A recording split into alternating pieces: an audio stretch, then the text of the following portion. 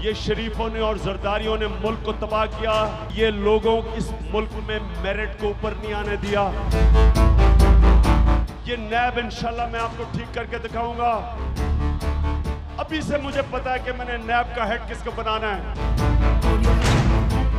नून league वाले आज दीन के बड़े बड़े दावे कर रहे हैं, लेकिन उनके लिए अभी और मुश्किलात आएंगी। चेयरमैन तहरीक इंसाफ ने शेखुपुरा के जलसे में शरीफ बरादरान और हुकूमत को खूब आड़े हाथों लिया। कहा कि लीगी हुकूमत ने गैर मुल्की एजेंडे पर अमल करते हुए खत्म नबूवत के कानून में तब्दीली की कोशिश की, जो नाकाम रही। उन्होंने शरीफ बरादरान और आसिफ जरदारी पर इदारे तबाह करने का इल्जाम भी लगाया। ये शरीफों ने और जरदारियों ने मुल्क को तबाह किया। उसकी सबसे बड़ी वजह ये कि ये लोगों इस मुल्क में मेरिट को ऊपर नहीं आने दिया, और उस मेरिट की सबसे बड़ी ना लाने की वजह ये कि क्योंकि ये इन्होंने जान के इदारे तबाह किए। अगर इदारे तबाह ना होते पैसा ना बना सकते। इमरान खान ने साबिक चेयरमैन नैब कमर जमान को कौमी मुजरिम करार देते हुए उनके एहतसाब करने का भी अज़म जाहिर कर दिया।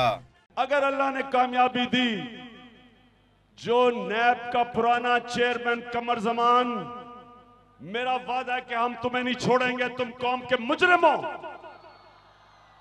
हमारे टैक्स के पैसे पे तनख्वाह मिल रही थी तुम्हें, और तुम बड़े बड़े डाकुओं की चोरी छुपा रहे थे।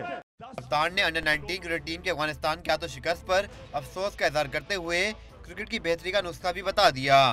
क्रिकेट बोर्ड के हेड उसको बनाया जिसने धांधली करवाई इलेक्शन में 2013 में। तो कैसे क्रिकेट आगे जा सकती है? तो मैं आपको साबित करके दिखाऊंगा।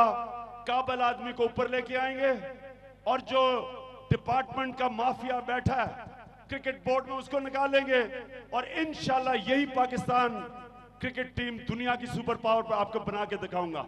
इमरान खान ने बताया कि उन्होंने मुल्क की बेहतरी के लिए 200 लोगों की तलाश शुरू कर दी है। हुकूमत में आकर वो मुल्क को ठीक करके दिखाएंगे।